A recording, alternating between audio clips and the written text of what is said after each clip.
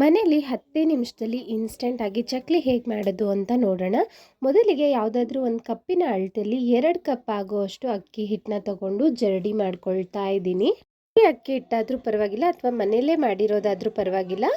Compulsory important thing ಅಂದರೆ ಜರಡಿ ಮಾಡ್ಕೋಬೇಕು. ರುಚಿಗೆ ತಕ್ಕಷ್ಟು ಉಪ್ಪು, 1 ಟೀ ಸ್ಪೂನ್ ಆಗುವಷ್ಟು ಖಾರದ ಪುಡಿ, 1 ಟೀ ಸ್ಪೂನ್ ಆಗುವಷ್ಟು ಅಜ್ವಾಯಿನ ಕ್ರಷ್ ಮಾಡಿಬಿಟ್ಟು ಹಾಕ್ಕೊಳ್ತಾ ಇದ್ದೀನಿ. ನಂತರ ಒಂದು 3ರಿಂದ 4 ಟೇಬಲ್ ಸ್ಪೂನ್ ಬಟರ್ನ ಮೆಲ್ಟ್ ಮಾಡಿಬಿಟ್ಟು ಹಾಕ್ಕೊಂಡಿದ್ದೀನಿ. ನೀವು ಬೇಕಾದರೆ ಎಣ್ಣೆ ಬೇಕಾದರೂ ಹಾಕ್ಕೊಳ್ಬೋದು.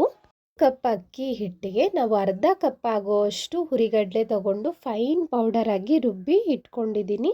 ಈಗ ಈ ಪೌಡರ್ನ ಹಾಕ್ಕೊಳ್ಳೋಣ.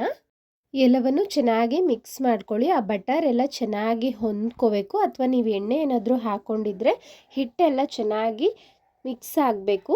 ನಾನು ಹೇಗಿರಬೇಕು ಅಂತ ತೋರಿಸ್ತೀನಿ ನೋಡಿ. ನಾವು ಕೈಯಲ್ಲಿ ಒಂದು ಹಿಡಿ ತಗೊಂಡು ಪ್ರೆಸ್ ಮಾಡಿದ್ರೆ ನಮಗೆ ಈ ರೀತಿ ಕನ್ಸಿಸ್ಟೆನ್ಸಿ ಬರಬೇಕಾಗುತ್ತೆ.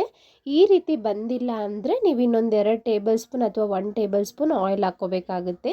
ಈಗ ಗ್ರ್ಯಾಜುಯಲ್ ಆಗಿ ಒಂದು ಸ್ವಲ್ಪನೇ ನೀರನ್ನ ಹಾಕ್ಕೊಳ್ತಾ ಮಿಕ್ಸ್ ಮಾಡ್ಕೊಳ್ಳೋಣ. ನಾನಿಲ್ಲಿ ತಣ್ಣೀರನ್ನೇ ಬಳಸ್ತಾ ಇರೋದು. ಸುಮಾರು 2 ಕಪ್ ಅಕ್ಕಿ ಹಿಟ್ಟಿಗೆ ಇಲ್ಲಿ ನನಗೆ ಅರ್ಧ ಕಪ್ಪಿಂದ 3/4 ಕಪ್ ಆಗುವಷ್ಟು ನೀರು ಬೇಕಾಯಿತು ಅಷ್ಟೇ. ಎಲ್ಲ ಹಾಕಕ್ಕೆ ಹೋಗಬೇಡಿ, ನಿಧಾನಕ್ಕೆ ಈ ರೀತಿ ಮಿಕ್ಸ್ ಮಾಡ್ಕೊಳ್ತಾ ಬಂದರೆ ನನ್ನ ಕನ್ಸಿಸ್ಟೆನ್ಸಿ ಹೇಗಿರಬೇಕು ಅಂತ ತೋರಿಸ್ತೀನಿ ನೋಡಿ. ತುಂಬ ಸಾಫ್ಟಾಗೂ ಇರಬಾರ್ದು, ಹಾಗಂತ ಗಟ್ಟಿಯಾಗೂ ಇರಬಾರ್ದು. ನೀವು ಪ್ರೆಸ್ ಮಾಡಿ ನೋಡಿದ್ರೆ ಹಿಟ್ಟು ಈ ಕನ್ಸಿಸ್ಟೆನ್ಸಿಲಿ ಬರಬೇಕು ನೋಡಿ. ಹಿಟ್ಟು ಈ ಹದದಲ್ಲಿದ್ದರೆ ನಮಗೆ ಚಕ್ಲಿ ತುಂಬ ಪರ್ಫೆಕ್ಟಾಗಿ ಕ್ರಂಚಿಯಾಗಿ ತುಂಬ ಚೆನ್ನಾಗಿ ಬರುತ್ತೆ.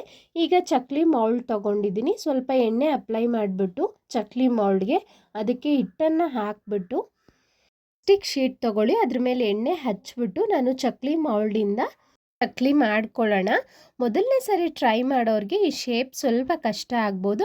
ಒಂದು 2-3 ಸಲ ನೀವು ಟ್ರೈ ಮಾಡಿಬಿಟ್ರೆ ತುಂಬ ಪರ್ಫೆಕ್ಟಾಗಿ ಬಂದ್ಬಿಡುತ್ತೆ.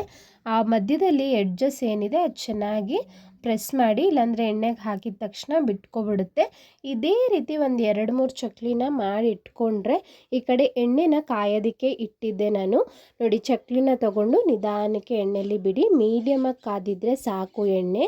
ಮೀಡಿಯಮ್ ಫ್ಲೇಮಲ್ಲೇ ಬಣ್ಣ ಚೇಂಜ್ ಆಗೋವರೆಗೂ ಫ್ರೈ ಮಾಡಿಕೊಂಡ್ರೆ ಸಾಕಾಗುತ್ತೆ. ಈಸಿ ಮೆಥಡ್ ಅಂದರೆ ಈ ರೀತಿ ಜಾಲರ ಮೇಲೇ ನೀವು ಚಕ್ಲಿನ ಹಾಕ್ಕೊಂಡು ಎಣ್ಣೆಗೆ ಆರಾಮಾಗಿ ಬಿಡ್ಬೋದು. ಆಗ ಯಾವುದೇ ರೀತಿ ಭಯನೂ ಇರೋದಿಲ್ಲ. ಹೀಗೆ ಹಾಕಿ ಒಂದು 30 ಸೆಕೆಂಡ್ ಬಿಟ್ಟು ಅನಂತರ ಟರ್ನ್ ಮಾಡಿಕೊಂಡು 2 ಕಡೆ ಬೇಯಿಸ್ಕೊಳ್ಳಿ. ಆಗ ಶೇಪ್ ಅನ್ನೋದು ಹಾಳಾಗೋದಿಲ್ಲ. ಒಳ್ಳೆ ಬಣ್ಣ ಬಂದ ತಕ್ಷಣ ನಾನು ಎಲ್ಲವನ್ನು ತೆಗೆದು ಇಡ್ತಾ ಇದ್ದೀನಿ. ಟೀ ಟೈಮ್ ಸ್ನ್ಯಾಕ್ಸ್ಗೋಸ್ಕರ ಮಾಡಿದ್ದೆ. ನೋಡಿದ್ರೆ ಎಲ್ಲ ಇನ್ಸ್ಟೆಂಟಾಗಿ ಜಸ್ಟ್ 10 ನಿಮಿಷದಲ್ಲಿ ಮಾಡ್ಕೊಬಿಡ್ಬೋದು.